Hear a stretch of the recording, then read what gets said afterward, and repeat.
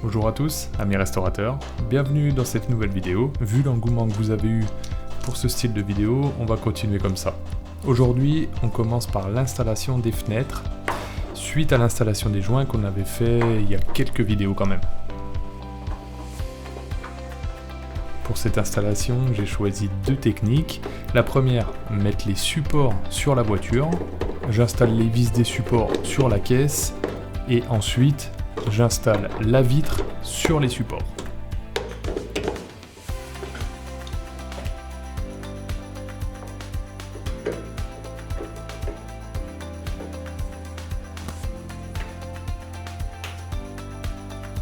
Pour ça, j'utilise des écrous pour la vitre qui sont une sorte de scie en bloc écrou que SOS 205 GTI m'a vendu, mais franchement ils sont nickel.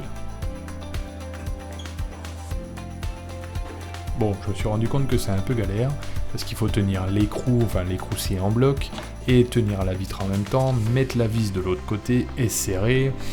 Un peu technique mais c'est faisable.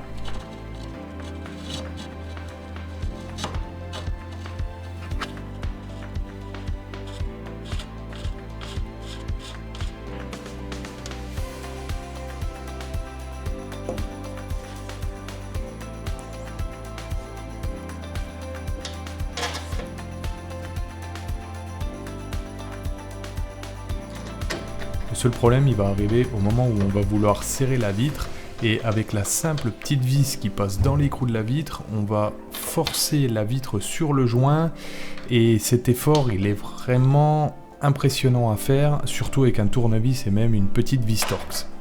Le seul moyen que j'ai trouvé, c'est de détendre la pression sur le joint, donc en ouvrant un peu la vitre ou même en desserrant un peu les supports de la caisse pour arriver à serrer ces vis sur la vitre.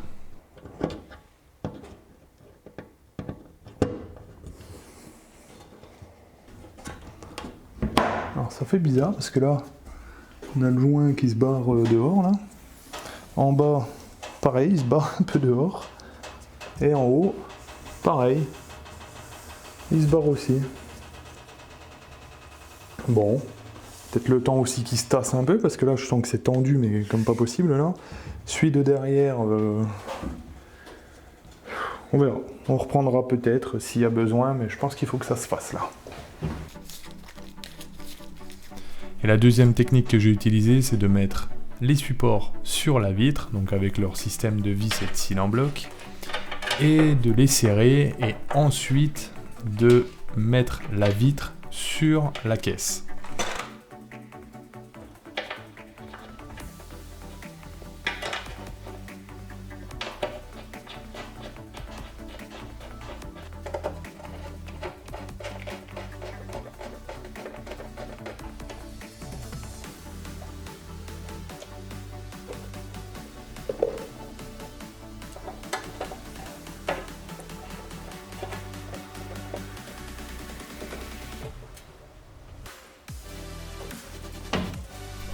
Et franchement, je peux vous dire que ça va beaucoup mieux comme ça.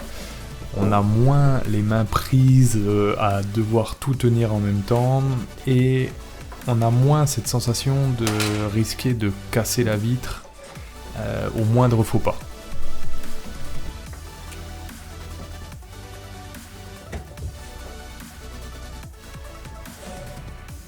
C'est pas la solution miracle non plus parce que les deux supports qui sont côté montant de porte doivent se loger dans des sortes de petits détrompeurs et on sent qu'on commence à tirer le joint et c'est difficile à insérer. Mais bon, en jouant sur un peu toutes les vis au final, on arrive largement à tout insérer et à tout serrer sur la voiture.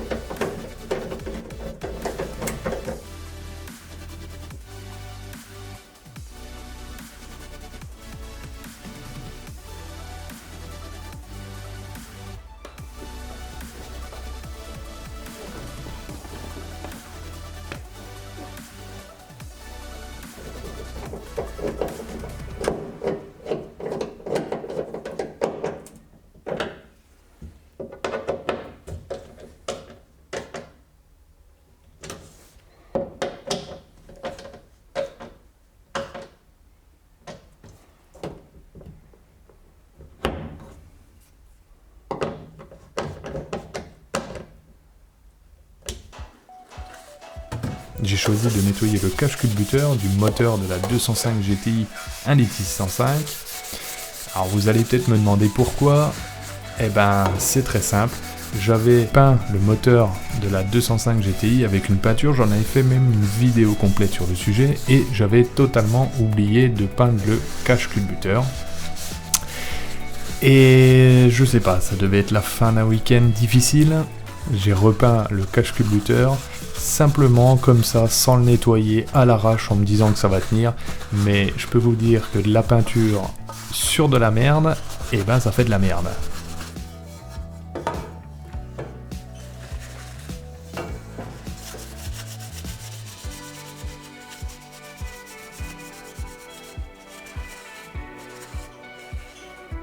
Donc je me suis fait une petite session de sablage, j'ai nettoyé tout le cache-culbuteur complet, sauf que quand on sable, on se retrouve avec un problème, c'est qu'il y a du sable partout, surtout du microbillage avec de la bille de verre.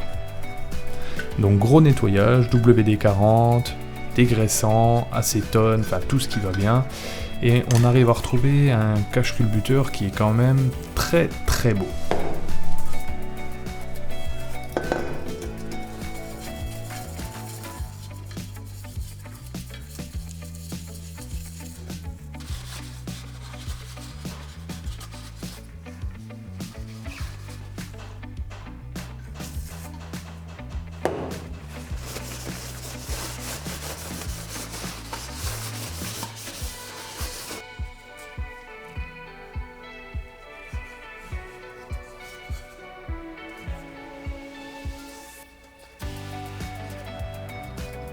Après, rien de très difficile, on remet le joint sur le cache-culbuteur et le cache-culbuteur sur le moteur.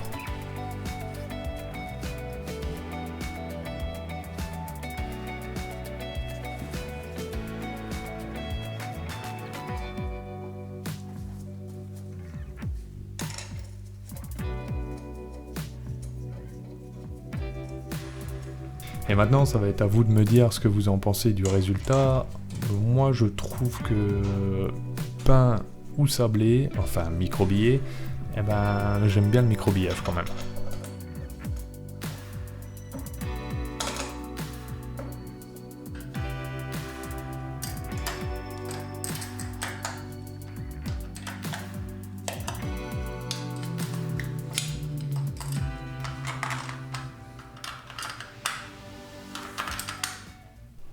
On va pouvoir installer les tôles par chaleur. La première, elle se trouve à l'avant.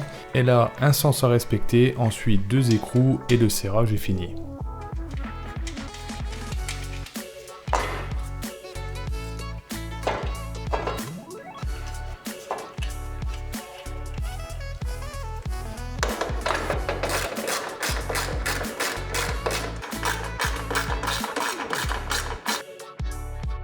Pour celle du dessous, c'est un peu plus complexe, il va falloir la faire passer entre la tôle de la caisse et le sélecteur de vitesse. Alors bon, je vous conseille de démonter la barre côté berceau et vous l'installez. Ensuite, vous aurez juste à poser les écrous et à les serrer, il n'y a vraiment rien de plus simple à faire.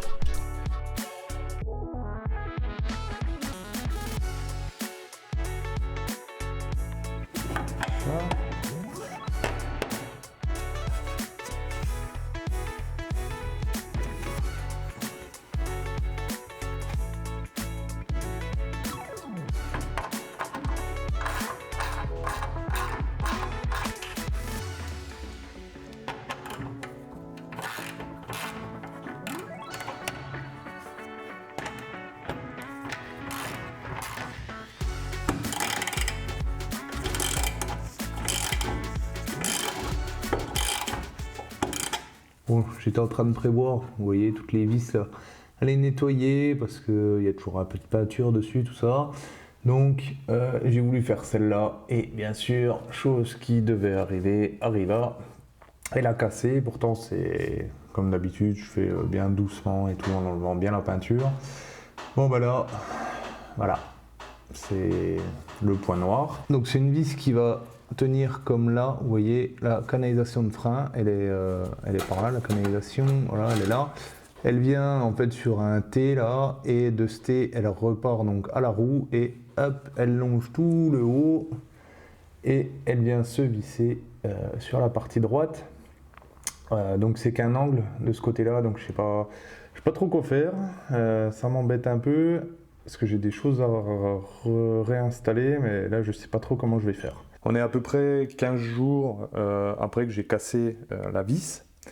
C'est vrai, je prends beaucoup de temps, mais j'essaye de réfléchir au maximum et en fait à faire la meilleure chose selon moi, la meilleure réparation, et pour ça j'essaye de réfléchir à comment je peux faire. Sur cette réparation, vous allez me dire, mais pourquoi tu es à l'intérieur alors que la vis cassée est en dessous? En fait, c'est pour vous montrer l'autre côté. Ce que je vous ai montré, en fait, c'est derrière cette tôle, de l'autre côté. La vis cassée, en fait, elle se trouve juste là.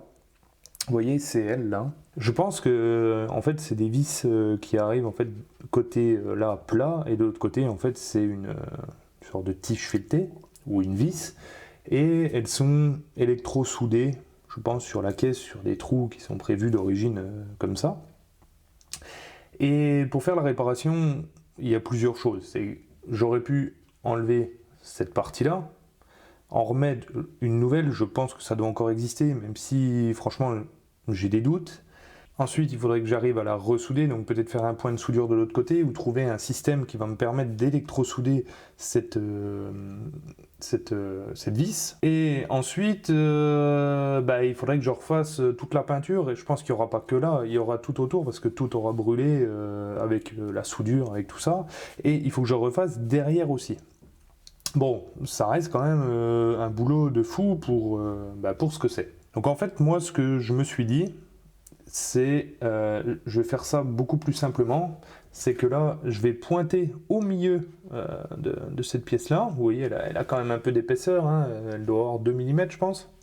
Et je vais tarauder, donc pointer, percer, tarauder, et je vais remettre une vis là à travers.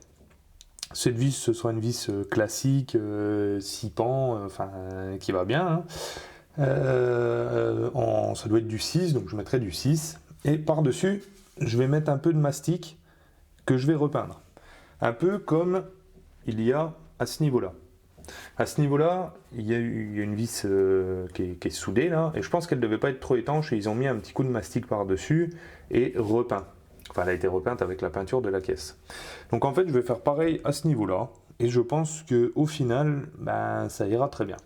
Bon, dites-moi, vous, ce que vous en pensez de cette possible réparation. Je pense que franchement, ça peut le faire. Bien sûr, mon but, c'est de ne pas devoir tout refaire la peinture, que mon carrossier ait fait nickel. Et en fait, le seul dérangement qu'il y aurait, c'est quand le siège, parce que là, on est au niveau des sièges, le siège va être rabattu dessus, la mousse va s'appuyer, je sais même pas s'appuyer, va se plier sur la vis. Bon, je me dis, ça va. Dans la précédente vidéo, je vous avais demandé vos avis sur ce nouveau type de vidéo. Vous m'avez dit, ouais, mais refais la fin en outro, en reprenant la caméra. Donc, c'est ce que je fais. Là, aujourd'hui, voilà, on n'a pas fait beaucoup de choses, mais on a avancé et on a appris des choses. Voilà, moi, c'est ce que je me dis, j'apprends des choses. Et donc maintenant, il me reste à repercer ce trou et à remettre une nouvelle vis, à remettre un peu de mastic, mais pour ça, j'attends vos commentaires. Peut-être que vous avez une technique qui irait beaucoup mieux que les autres, et je me dis comme ça, peut-être que votre technique sera mieux, je la montrerai à tout le monde. Bien sûr, vous pouvez me retrouver comme d'habitude sur Instagram, Facebook et Discord. Vous pouvez laisser un petit commentaire en dessous de la vidéo, me dire ce que vous en avez pensé. Moi, je vous souhaite à tous une très bonne semaine, et surtout, restaurez bien.